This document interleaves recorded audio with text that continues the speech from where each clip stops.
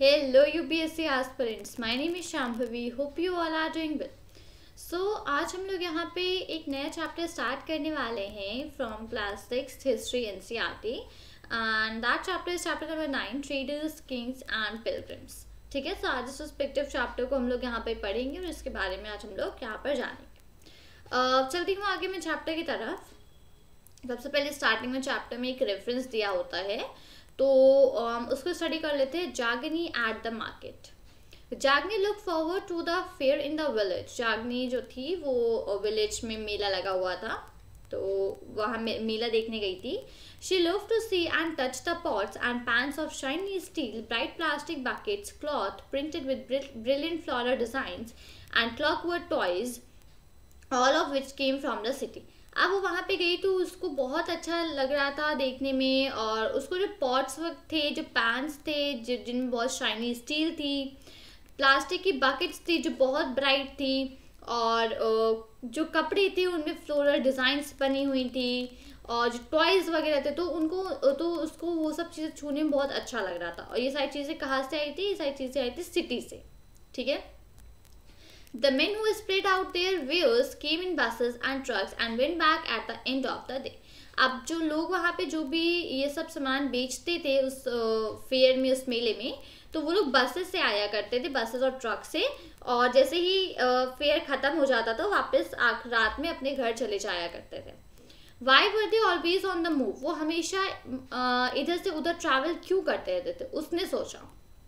Her mother explained that they were traders. उसकी mummy ने उसको एक्सप्लेन किया कि वो ट्रेडर्स थे. People who brought things where they were made and sold them elsewhere. Traders वो लोग होते हैं जो उस सामान को मतलब जो सामान होता है उसको दूसरी जगह से लाते हैं और दूसरी जगह जाके उन सामान को बेचते हैं, तो वो लोग होते हैं ट्रेडर्स. तो इसी के बेसिस पे पूरा चैप्टर है. स्टार्ट करते हैं how to find out about the trade and traders. अब ट्रेड और ट्रेडर्स के बारे में हम लोग कैसे फाइंड आउट कर सकते हैं. You read about the northern black polished ware in chapter number 8. Chapter number 8 में हम लोगों ने NBPW के बारे में पढ़ा था, right. That is northern black polished where के बारे में हम लोगों ने चैप्टर नंबर 8 में काफ़ी डिटेल में पढ़ा है. अगर आपने उस चैप्टर को नहीं विजिट किया है तो प्लेलिस्ट का लिंक डिस्क्रिप्शन में मेंशन है, आप जाके चैप्टर नंबर 8 को स्टडी आउट कर सकते हो. ठीक है. So this fine pottery, especially bowls and plates, were found from several archaeological sites throughout the subcontinent. अब जो इतनी फाइन जो पॉटरी थी जिसमें कि स्पेशली जो बाउल्स थे और जो प्लेट्स थी वो बहुत सारी आर्कियोलॉजिकल साइट से ढूंढी गई थी, वहाँ से ढूंढ के लाई गई थी जो कि सब कॉन्टिनेंट में थे. How do you think it reach this places. अब आपको कैसे मतलब क्या लगता है कि ये जो लोग थे इन प्लेसेस पे कैसे पहुँचे. Traders may have carried them from the places where they were made to sell them at other places. अब जो ट्रेडर्स थे जहाँ पे ये सामान बनाए जाते थे वहाँ से इन सामान को ले करके दूसरी जगह जाके इन सामान को सेल आउट करते थे. South India was famous for gold.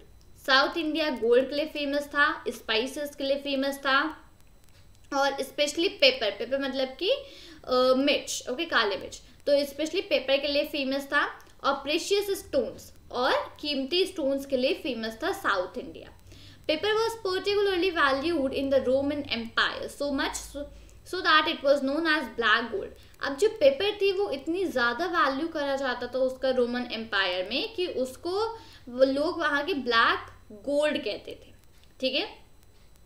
So traders carried many of these goods to Rome in ships across the sea and by land in caravans. अब तो जो ट्रेडर्स होते थे वो इन सारा जो भी सामान था इन सब चीज़ों को लेके रोम ट्रैवल करा करते थे, रोम जाते थे. किस तरीके से जाते थे? या तो शिप्स पे जाते थे, या अगर सी से ट्रैवल करना होता तो शिप से जाते थे, और अगर लैंड से ट्रैवल करना होता तो कारावान्स में जाते थे. There must have been quite a lot of trade as many Roman gold coins have been found in South India. अब वहाँ पे जो साउथ इंडिया में बहुत सारे रोमन के गोल्ड कॉइन्स फाउंड आउट हुए हैं, तो ऑब्वियसली इसका मतलब है कि वहाँ पे बहुत सारे ट्रेड्स, मतलब काफ़ी ट्रेडिंग होती होगी, काफ़ी ट्रेडर्स वहाँ जाते होंगे, तो इसी वजह से वहाँ पे इतने सारे Roman gold coins find out हुए हैं. ठीक है. अब जो traders explore several sea routes. अब जो ट्रेडर्स थे वो बहुत सारे सी रूट्स को एक्सप्लोर करते रहते थे. Some of these followed the coast, कुछ उसमें से ऐसे थे जो कि नदियों को फॉलो करते थे, कोस्ट मतलब कि समुद्र के किनारे को, ठीक है। These were others across the Arabian Sea and the Bay of Bengal. अब वहाँ पे और जो दूसरे थे वो थे Arabian Sea and the Bay of Bengal, जहाँ पे जो सेलर्स थे वो मानसून का एडवांटेज, मानसून विंड्स का एडवांटेज लेके जो सीज होते थे उनको बहुत जल्दी क्रॉस कर लेते थे, ठीक है। So if they wanted to reach the western coast of subcontinent from East Africa to Arabia, they choose to sail with the south west monsoon. तो अगर उन्हें वेस्टर्न कोस्ट और सब कॉन्टिनेंट, मतलब कि अगर उन्हें ईस्ट अफ्रीका से अरेबिया ट्रैवल करना होता था तो वो ये चूज करते थे कि वो साउथ वेस्ट मानसून के साथ ही वो भी सेल करें। And sturdy ships had to be built for these long journeys, और इतनी लंबी जर्नी के लिए अच्छी खासी शिप्स को बिल्ड करना पड़ता था कि जो कि इतनी लंबी जर्नी पे जा सके और उनमें कोई प्रॉब्लम ना हो, तो उस हिसाब से शिप्स को भी बिल्ड करना पड़ता था, ठीक है। New kingdoms along the coast, अब किनारे मतलब कोस्ट के पास नए किंगडम्स बिल्ट आउट हुए, तो उनके बारे में पढ़ते हैं। The southern half of the सब continent is marked by a long coastline and with hills, plateaus and river valleys. अब जो सदर्न हाफ है सब कॉन्टिनेंट का वो ऑलमोस्ट कोस्ट लाइन पे है, मतलब नदी के बिल्कुल किनारे है, जहाँ पर हिल्स हैं, प्लेट्यूज हैं, रिवर वैलीज हैं। तो इधर पे आधा about half of the southern यहीं पर कवर है, ठीक है।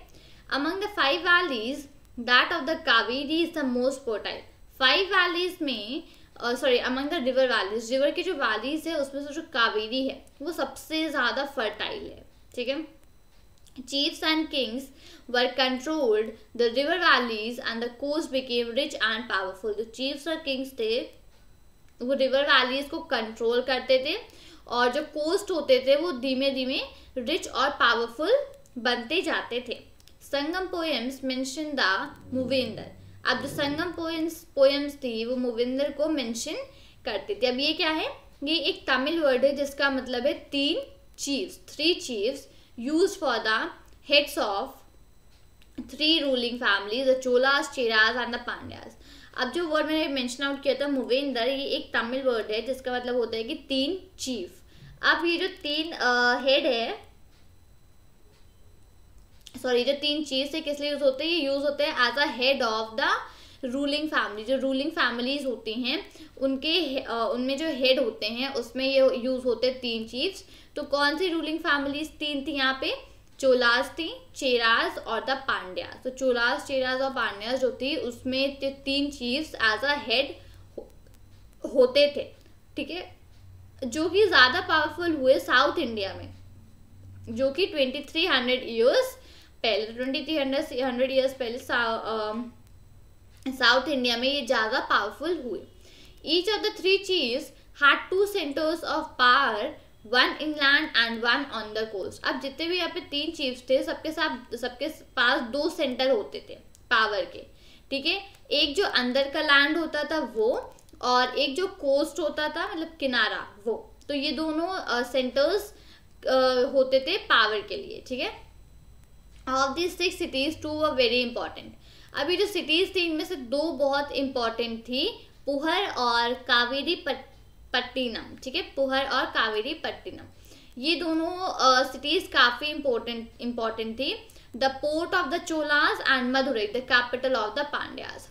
तो यहाँ पे जो पुहर है वो क्या है, ये चोलास का पोर्ट है, ठीक है, और कावेरी पट्टिनम ये जो है ये मदुरई है, the capital of the Pandyas. Pandyas का जो कैपिटल मदुरई ये वो है, ठीक है।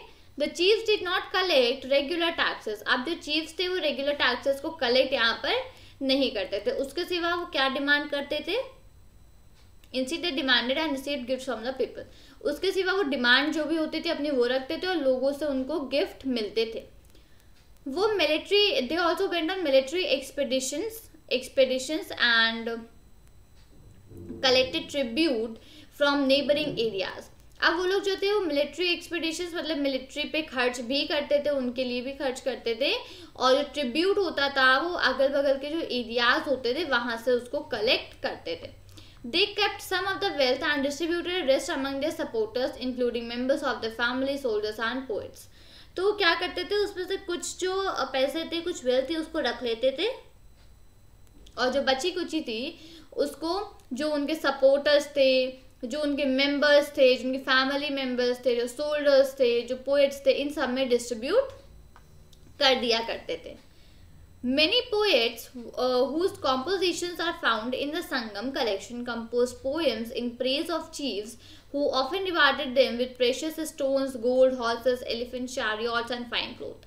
अब जो बहुत सारे पोएट्स हैं जो कि जिनकी कॉम्पोजिशंस मिली है संगम कलेक्शन में, जिनकी कॉम्पोजिशंस कहाँ मिली हैं, संगम कलेक्शन में, तो इस तरीके की पोएम्स को कंपोज करते थे जिसपे कि वो चीफ्स होते थे उनके बारे में अच्छा लिखते थे, उन चीफ्स के बारे में जो कि उनको प्रेशियस स्टोन्स देते थे, जो उन्हें गोल्ड प्रोवाइड करते थे, जो उन्हें हॉर्सेस देते थे, elephants, chariots and fine clothes.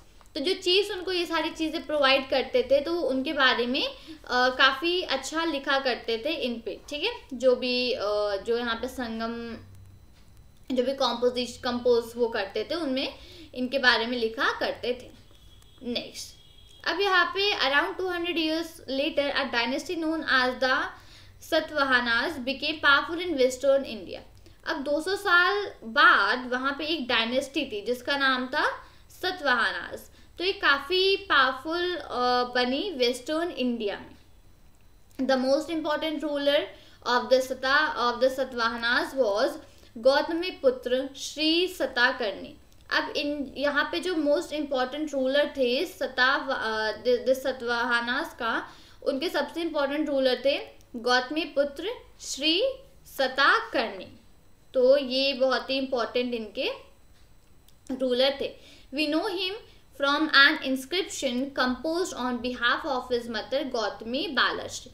अब इनको हम लोग ऐसे जानते हैं कि इनके लिए एक इंस्क्रिप्शन कंपोज करी गई थी उनकी मदर की तरफ से जिनका नाम था Gautami Balashri. He and other Satavahana rulers were known as lords of the Dakshinapatha. जो गौतमी पुत्र श्री सताकर्णी थे और जो दूसरे सतवाहना के रूलर्स थे उन सबको क्या जाना जाता था, उनको जाना जाता था लॉर्ड्स ऑफ द दक्षिणी पथ, ठीक है। मतलब कि लॉर्ड्स ऑफ दक्षिणी पथ का उनको जो लोग थे वहां पे उनको लॉर्ड्स ऑफ दक्षिणी पथ माना जाता था। Literally the route leading to the south which was also used as a name for the entire southern region. मतलब कि लॉर्ड्स ऑफ दक्षिणी पथ का मतलब कि जो रूट है, जो रास्ता है वो साउथ से मतलब साउथ से वो रास्ता स्टार्ट होता है, ठीक है, जिसको कि which was also use as a name for the entire southern region, जिसको कि पूरे जो सदर्न रीजन था उसके लिए एज अ नेम भी यूज करा जाता है। He sent his army to the eastern, western and southern coast. अब उसने अपनी आर्मी जो थी उसको ईस्ट, वेस्ट और सदर्न कोस्ट में सेंड करा था, ठीक है। Great. Next, the story of the silk root. आप यहाँ पे सिल्क रूट की story, the rich glossy colors of silk as well as its smooth texture make it a highly valued fabric in most societies।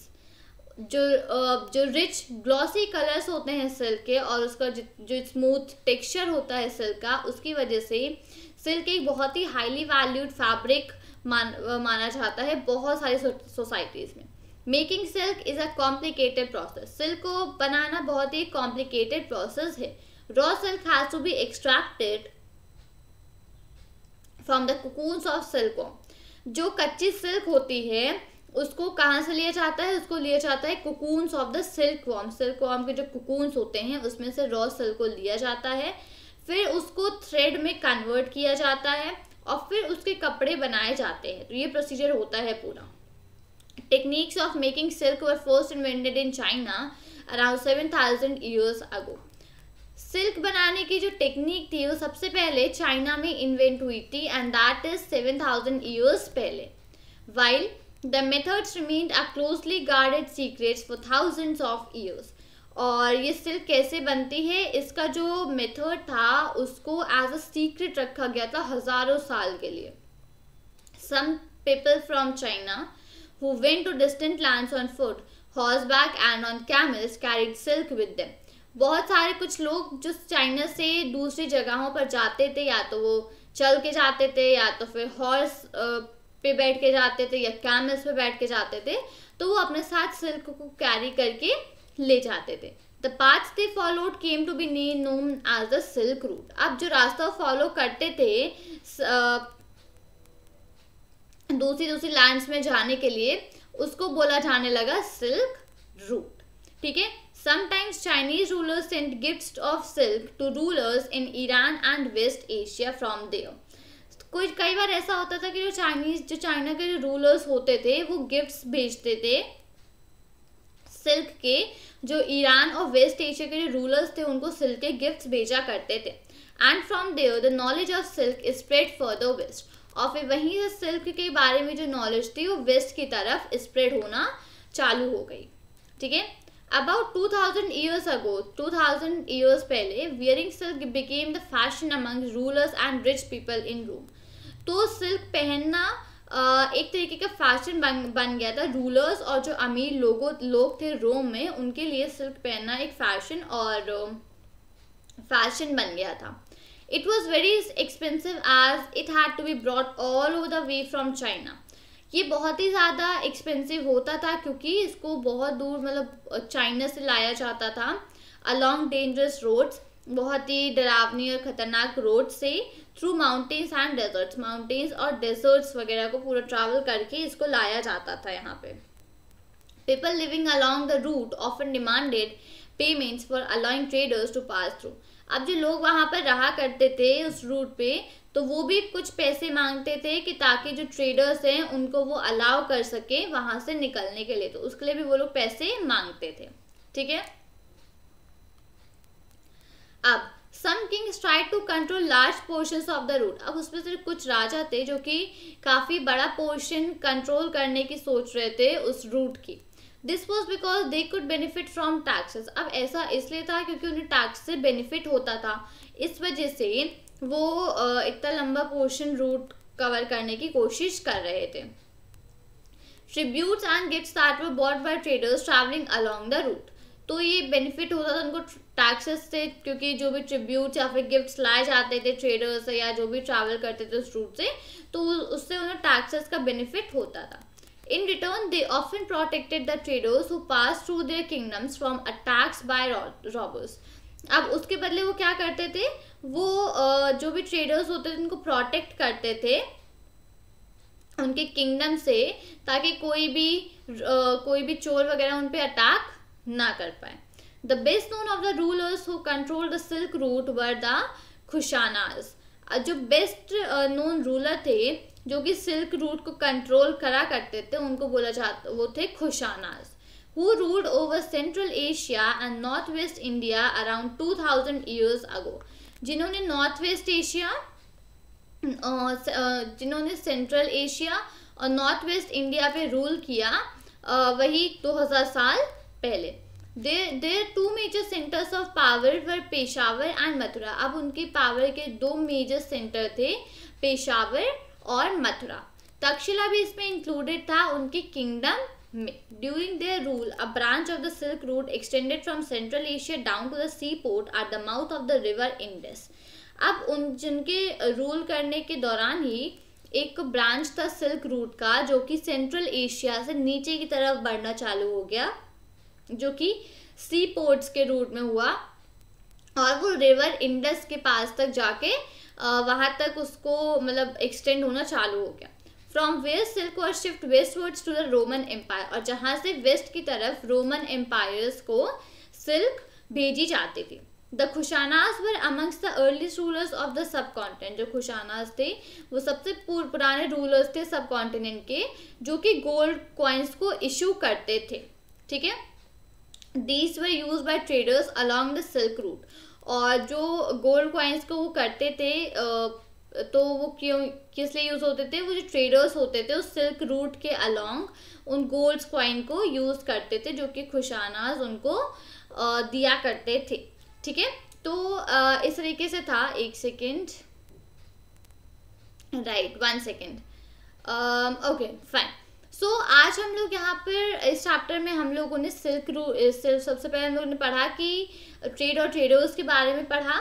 फिर हम लोगों ने यहाँ पर new kingdoms along the coast के बारे में पढ़ा, और फिर हम लोगों ने सिल्क रूट की पूरी यहाँ पर स्टोरी पढ़ी। तो उम्मीद करती हूँ कि मैंने आपको यहाँ पे जो भी चीज़ें एक्सप्लेन करी आपको सारी की सारी समझ में आई होंगी, और आपने इसके साथ नोट्स भी बनाए होंगे। नहीं बनाए हैं तो अब आप बना लीजिएगा बाद में, क्योंकि काफ़ी इंपॉर्टेंट चीज़ें हैं यहाँ पे। ठीक है, तो उम्मीद करती हूँ कि आपको वीडियो अच्छा लगा होगा। वीडियो अच्छा लगा हो तो वीडियो को लाइक करें, वीडियो को शेयर करें अपने फ्रेंड्स के साथ, वीडियो पे कमेंट करें और चैनल को सब्सक्राइब करें।